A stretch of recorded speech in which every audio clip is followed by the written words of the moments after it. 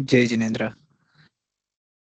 आज का जो विषय है हमारा वो है वर्तमान में चंद्रमास एवं नक्षत्र का संबंध और अधिक मास। हमने ऑलरेडी आगमिक समय की सारी जानकारी ले ली है और वर्तमान समय में भी तिथि पक्ष आदि को समझ लिया है। वर्तमान में क्या हो रहा है कि नक्षत्र जो है, जो हमारे 28 नक्षत्र है, उसके अंदर उन सबकी जो डिविजन है वो अनइक्वल है। पर वर्तमान में अभिजीत को गौण करके बाकी सारे नक्षत्र को इक्वल ले लिया है। तो इसका अर्थ क्या है, इसको वैसे भी हम लोग नक्षत्र वाले में डिस्कस करेंगे। तो जो 27 नक्षत्र है, जैसे मैंने कहा कि अभिजीत को कौन कर दिया, तो 360 डिवाइड बाय 27 किया और एक नक्षत्र को 13 डिग्री 20 मिनट का एक नक्षत्र ले लिया। तो ये जो एक डिवीजन है, ऐसे 27 इक्वल डिवीजन कर दिए। पर आगम में ये इक्वल नहीं है। इनफैक्ट आगम की भी नहीं, अगर हम आकाश की भी बात करें तो ये इक्वल नहीं है, ये अनइक्वल है। इसके कारण से जो यहाँ पर आप देख रहे हैं, ये मैंने विकिपीडिया से लिया है। यहाँ पर आप जो देख रहे हैं, ये इस प्रकार आज की गणना बैठ रही है। परंतु ये भी स्थूल रूप से है। वास्तविक आकाश में कई बार जो नक्षत्र होते हैं वो पंचांग से मैच नहीं करते हैं। ऐसे कुछ उदाहरण हम नक्षत्र की जब डिस्कशन करेंगे तब उसको डिटेल में देखेंगे। बट ये एक स्थूल रूप से आज इसी का चलन है। और इसमें अपने जो आगम के नक्षत्र है उससे कुछ भिन्न नक्षत्र भी हमको यहाँ पर देखने को मिलते हैं।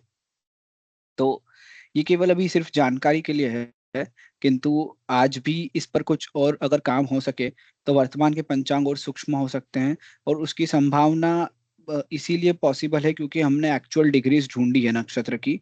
अगर हम उसका स्टार्टिंग पॉइंट, रेफरेंस पॉइंट और उसका सिंक्रोनाइजेशन वास्तविक आकाश के साथ करके अगर पंचांग में वो एक्चुअल डिग्रीज रखें, तो ये 100% संभव है कि आज के पंचांग भी वास्तविक आकाश के नक्षत्र दिखा सकते हैं। तो ये जो है वर्तमान में चंद्रमा से एवं नक्षत्र का संबंध है। इसके आगे बढ़ते हुए वर्तमान में अधिक मास, तो इस पर हम थोड़ा सा यहाँ पर समय देंगे। तो जैसा कि हम पहले समझे कि अधिक मास क्या होता है, तो अधिक मास होता है कि चंद्रमा का पूर्णिमा से पूर्णिमा, आगम समय की बात हो रही है, पूर्णिमा से पूर्णिमा का जो महीना है उसके बीच सूर्य का कोई नया माह प्रारंभ नहीं होना। मतलब आप देख रहे हैं सूर्य का माह इसके बाहर प्रारंभ हो रहा है, इसके भीतर में, इसके अंदर कोई प्रारंभ नहीं हो रहा। अब आज वर्तमान में ये पूर्णिमा नहीं रही, ये है अमावस्या से। तो अमावस्या से अमावस्या के बीच अगर सूर्य का कोई नया मास प्रारंभ नहीं होता तो इसको हम कहते हैं अधिक मास।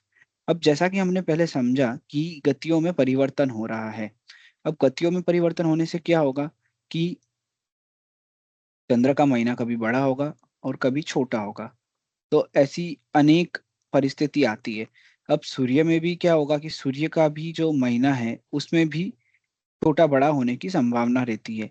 तो इसके कारण आज एक नई स्थिति उत्पन्न हुई जो आगम के समय पर नहीं थी, क्योंकि आगम के समय पर सूर्य का जो महीना था वो 30.5 दिन का था। ये इससे कम या ज्यादा होता नहीं था। और पूर्णिमा से पूर्णिमा का जो महीना था आगम में वो था 29-32/62 का। तो ये भी इससे अधिक या इससे कम नहीं होता था। मतलब हमेशा सूर्य मास आगमिक समय में बड़ा ही रहा है। पर अब वर्तमान में कई बार ऐसा होता है कि जो सूर्य का महीना है वो यहाँ पे प्रारंभ होके यहीं पे समाप्त हो गया, किसके भीतर, अमावस्या से अमावस्या के भीतर। तो इसके भीतर ये जो सूर्य का महीना है ये समाप्त हो जाए, जिस चंद्रमा मतलब जिस अमावस्या से अमावस्या के बीच सूर्य का एक महीना प्रारंभ होकर समाप्त हो जाए। इसका अर्थ क्या हुआ कि सूर्य का एक राशि जो हमने पहले समझा कि 360/12, यानी आसमान के 30 डिग्री का भाग।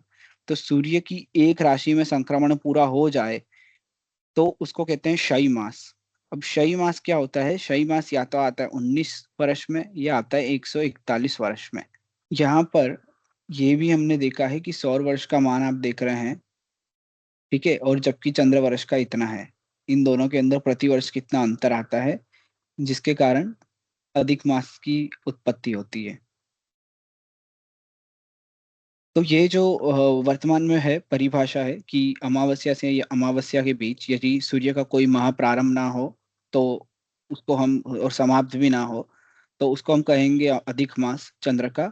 और जिस चंद्र माह के बीच में सूर्य का मास प्रारंभ होकर समाप्त हो जाए उसको हम कहेंगे क्षयी मास। तो ये वर्तमान की गणना है। क्षयी मास आगम में नहीं है जैसा कि हमने पहले देखा था।